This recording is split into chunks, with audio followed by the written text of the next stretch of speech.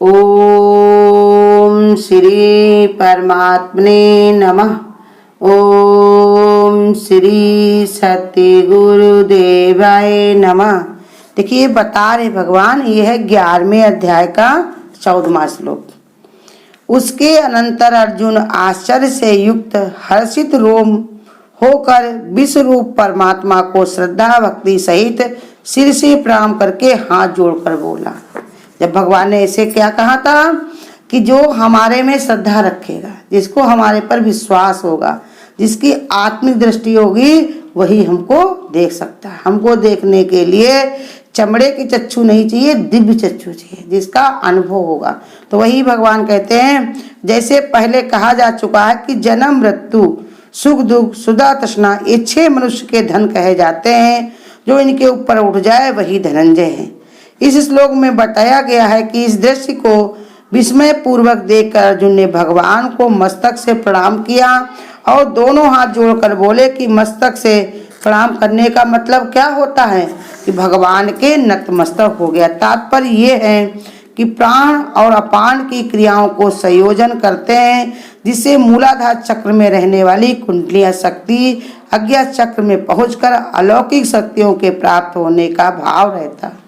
उन्होंने बताया कि जो सिर से प्रणाम करने का मतलब सर को जब झुका दिया भगवान के सामने, तो उनके जो कुंडली शक्ति थी उसको जो है उसमें शक्ति प्रदान हो गई। जैसे बताया ना, अनुभव कुछ कैसे होता है जब तुम अपने को श्रद्धावान ज्ञानम लाभते। जिसको श्रद्धा होती है उसको ही ज्ञान का लाभ होता है। जब श्रद्धा करता है, शीश दिए जो गुरु मिले तो सौदा सस्ता जान। सर को झुका के अगर गुरु तुमको मिल जाए और फिर सर को झुकाकर अगर गुरु की बात तुमको समझ में आ जाए तो तुम्हारे जैसा कोई भाग्यशाली नहीं, तुम्हारे जैसा कोई धनवान नहीं। तो वही बता रहे हैं, भगवान के सामने उन्होंने शीश झुका करके दंडवत किया, सर को झुका दिया। जैसे शीर्षासन जो होता है तो उससे धीरे धीरे उनके सब अंदर से सब पूरे शरीर में सब भगवान ने कहा सब कुंडलियां खुल जाती हैं, सब रोग। ऐसे ही बता रहे कि प्राण अपान वायु को एक कर दिया उन्होंने, भगवान में मिला करके जीव और परमात्मा को एक बना दिया। तो इसलिए बता रहे कुंडली शक्ति उनकी जागृत हो गई। बाया दहिना हाथ वाम पथ और दक्षिण पथ में विचारों से प्रतीक है। इसके संयोजन को ही तो कृतंजलि भी कहा जा सकता। कृतकृत हो गए, बहुत ही खुश हो गए जब उनके दोनों ये पथ मिल गए। उनके बायां और दाहिना हाथ और बायां और दक्षिण पथ विचारों में प्रतीक हो गया। बायां दाएं माने का उल्टा और सीधा, अच्छा और बुरा, ऊंच और नीच, ये सब उनकी बुद्धि से निकल गया। एक परमात्मा की शरण हो गए, देख करके भगवान के नतमस्तक हो गए। ऐसे भाव से भगवान को प्रणाम करते हुए अतिशय विस्मय से मैं अर्जुन के हृदय में भगवान के प्रति आत्म समर्पण ज्वार सा उठने लगा। ऐसी स्थिति में भगवान की स्तुति किए बिना नहीं रह सके, तो भगवान से स्तुति करके क्या कह रहे हैं कि हे देव, आपके शरीर में संपूर्ण देवों का, अनेक भूतों के समुदाय को तथा कमल के आसन पर बैठे हुए ब्रह्मा को तथा महादेव को, संपूर्ण ऋषियों को तथा दिव्य सर्पों को मैं देखता हूँ। अब बता रहे क्या क्या वो देख रहे, इसी को समझा रहे भगवान से कह रहे हैं कि ये सब हम देख रहे हैं। कैसे? चिन्मय शरीर में जो कुछ देख रहे हैं वो चरम चक्षुओं की पहुंच से बाहर है। जिन दृष्टियों को चरम चक्षु देखते हैं उनमें सर्वथा भिन्न है, वे केवल दिव्य चक्षुओं से ही देखे जाने की वस्तु हैं। भगवान को कहते दिव्य दृष्टि से ही देखा जा सकता है। शरीर में संपूर्ण देवताओं को देखा, उन्होंने उनकी भूतों के समुदाय को भी देखा। भगवान की देह में सभी स्थूल और सूक्ष्म भूत विद्यमान रहते हैं। भूत माने यही शरीरधारी, जो शरीरधारी होते उन्हीं को भूत कहा है। समुदाय को देखा भगवान की देह में, जैसे पृथ्वी, गंध, जल, रस, तेज का रूप, वायु का स्पर्श, आकाश का शब्द, इन सब से सतोगुण, रजोगुण, तमोगुण से मिश्रित होने पर इस प्रकार का अद्भुत प्रदर्शन होता है। कहते हैं जब संसार में कैसे भगवान ने संसार बनाया है, ये सब चीजें मिला करके पांचों तत्व को, सतोगुण, रजोगुण, तमो को, ये सब मिला करके भगवान ने जो सृष्टि को बनाया है, इस सब का उन्होंने अद्भुत दर्शन होने लगा। सब कुछ उनको नजर आने लगा। भगवान ने जब दिखाया तो सब कुछ उनको दिखने लगा। सृष्टि की कोई सीमा नहीं है। यहाँ पर कमल के आसन पर ब्रह्मा जी विराजमान देखने का तात्पर्य है कि सृष्टि के आरंभ में भगवान की नाभि से जो कमल उत्पन्न हुआ था उस पर ब्रह्मा जी विराजमान बताए गए हैं। भगवान की नाभि कहा जाता है पांचों तत्वों में आकाश सबसे सूक्ष्म व प्रारंभिक तत्व है। शुरुआत में भगवान ने आकाश को ही बनाया। अब आकाश को दिखा करके भगवान ने ये बताया कि ये प्रारंभ माने तभी से सृष्टि शुरुआत हुई है। तो वही समझा रहे। उसी पर ब्रह्मा जी को भी सबसे पहले सृष्टि में ब्रह्मा जी बने हैं, इसलिए उनको भी भगवान ने दिखाया अपने में ही। ग्रंथों में आकाश कमल से उस भाव को इंकित किया गया है जिसका वास्तव में अस्तित्व ना हो। ना कह रहे आकाश और कमल, उस चीज को इंकित किया गया जिसका कुछ ना हो। आकाश जैसे खाली ही रहता है, ऐसे कमल को बताया वो किसी में लिप्त नहीं होता। ऐसे भाव को असत कहते हैं। सृष्टि की उत्पत्ति भी असत अथवा अविद्या से बताई जाती है कि सृष्टि भी भगवान ने कैसे उत्पत्ति की है। अविद्या है। जो सृष्टि को अलग करके देख रहा तो वो अविद्या ही उसकी माने विद्या नहीं है। क्योंकि जैसा ऊपर कहा जा चुका है कि सृष्टि में वास्तविकता देखना ही अज्ञान है। देखो बता भी रहे कि जो सृष्टि को वास्तविक माने सत्य करके जानता है तो ये अज्ञान ही है। इसलिए बता रहे अज्ञान है। ब्रह्मा जी को भगवान का रजोगुणी रूप इसलिए कहा जाता है कुछ उस रूप द्वारा सृष्टि निर्माण जैसे महान कर्म का प्रारंभ होता है। अब कर्म में प्रवृत्त रजोगुण से ही होती है। कहते देखो ब्रह्मा जी को इसलिए बताया गया रजोगुणी क्योंकि वो कर्म में लगे रहते, हमेशा ब्रह्मा जी जो है कर्म में ही लिप्त रहते, इसलिए उनको रजोगुणी कहा गया। महर्षि और मनु, ये भगवान ने बताया सृष्टि की उत्पत्ति के विस्तार में मूल में सर्वप्रथम 4 ऋषि और उनके बाद 7 महर्षि 14 मनु होते हैं। इसलिए भगवान ने संकेत दिया कि अविद्या से सृष्टि की उत्पत्ति होने के पश्चात इन ऋषियों की उत्पत्ति होती है। और भगवान ने 10वें अध्याय में भी ये समझा चुका है कि सारी प्रजा की उत्पत्ति होने की बात अपनी ही बताई है। भगवान ने कहा सारी प्रजा हमारी ही है और हमसे ही उत्पत्ति होती, लेकिन फिर भी भगवान बता रहे हैं कि विस्तार में सबसे शुरुआत में भगवान ने ऋषियों को बनाया। महर्षि मनु ही जो थे उन्होंने ही भगवान की तपस्या कर करके ही वरदान मांगा था। सारी सृष्टि की रचना में सबसे पहले उन्हीं के शुरुआत की थी उन्होंने, तो उसमें सबसे पहले सृष्टि में 4 ऋषि बनाए गए थे और फिर उसके बाद 7 महर्षि और 14 मनु हुए थे। उसमें भगवान ने अपना ही रूप बताया। दिव्य सर्प, यहाँ दिव्य सर्प का भी उल्लेख आता है। सर्प से तो 2 तात्पर्य ग्रहण किए जाते हैं। मनुष्य में भगवान की चेतना शक्ति कुंडलिया शक्ति के रूप में रहती है। जैसे सांप को बताया कि सांप जो होते हैं वो कुंडली मार के रहते हैं, ऐसे ही बताया भगवान ने बताया कि वो सांप कौन, मैं हूँ, मैं ही तुम्हारे अंदर कुंडली मार करके बैठा हूँ। कहाँ पर?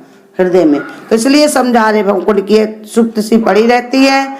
जब आध्यात्मिक चेतना जागृत होती तब धीरे धीरे सुषुप्ना नारी के ऊपर उठती है। कहते ये जो शक्ति जो हमारे अंदर आध्यात्मिक शक्ति है संसार में धीरे धीरे सुस्त पड़ी रहती है, लेकिन जब हमको ज्ञान विचार पैदा होता है तो नाड़ियों में शक्ति पैदा होती है।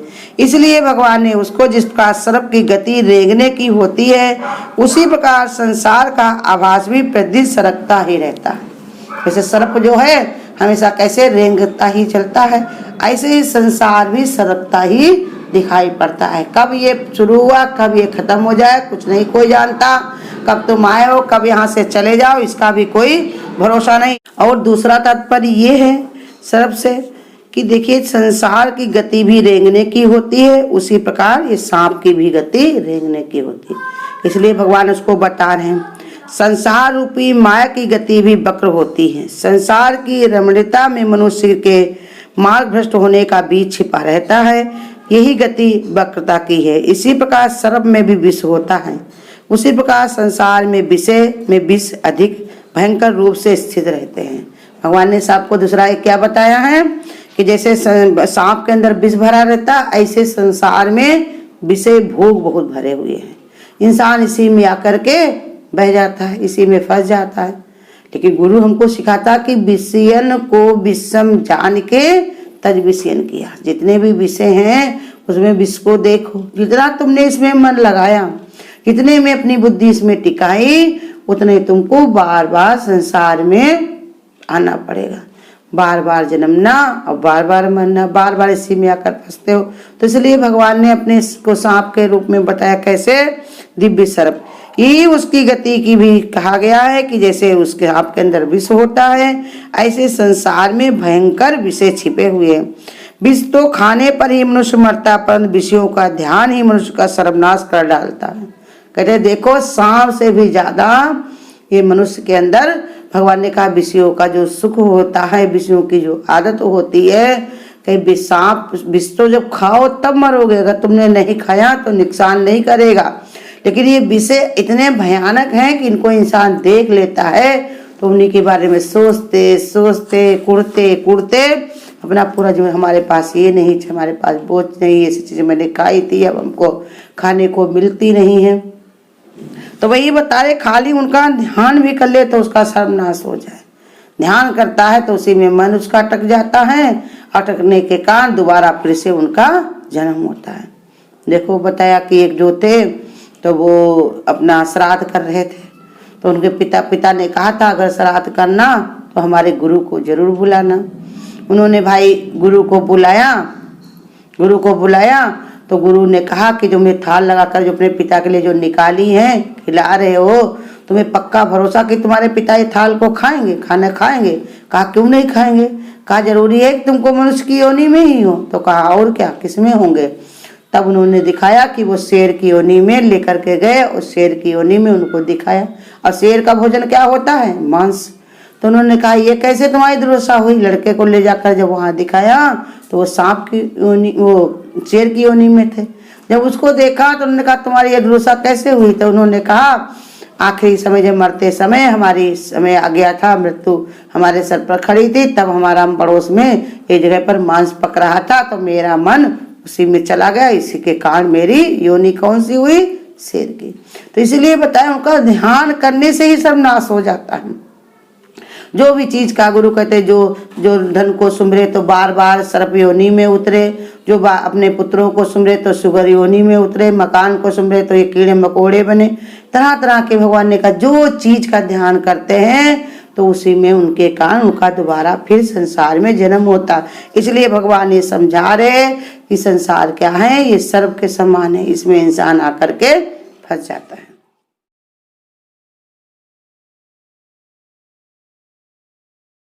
तेरी कृपा से ओ दादा सब काम मेरा बन जाता है, करने वाला तू ही है, बस नाम मेरा हो जाता है।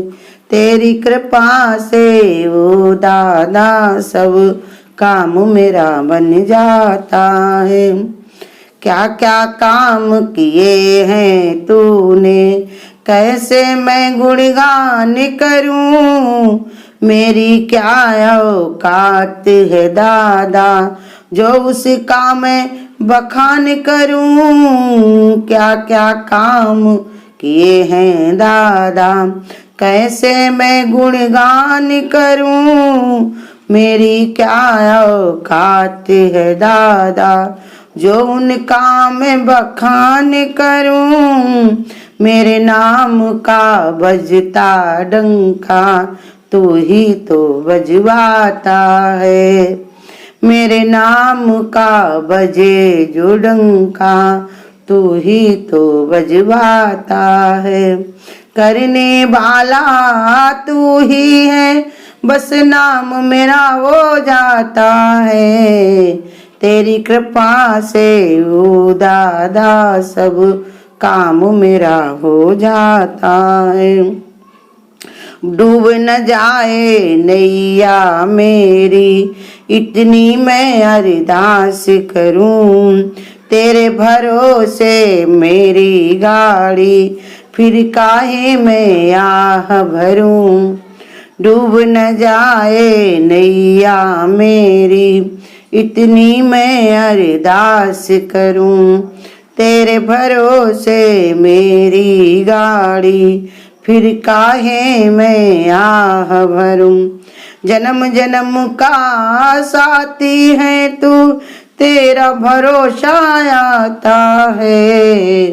जन्म जन्म का साथी है तू, तेरा भरोसा आता है। करने वाला तू ही है, बस नाम मेरा हो जाता है। तेरी कृपा से ओ दादा सब काम मेरा बन जाता है। करने वाला तू ही है, बस नाम मेरा हो जाता है। तेरी कृपा से ओ दादा, तेरी कृपा से ओ दादा। अगर आपको आज की वीडियो अच्छी लगी हो तो वीडियो को लाइक और शेयर करना ना भूलें। आगे की वीडियोस देखने के लिए चैनल को सब्सक्राइब करें और नोटिफिकेशन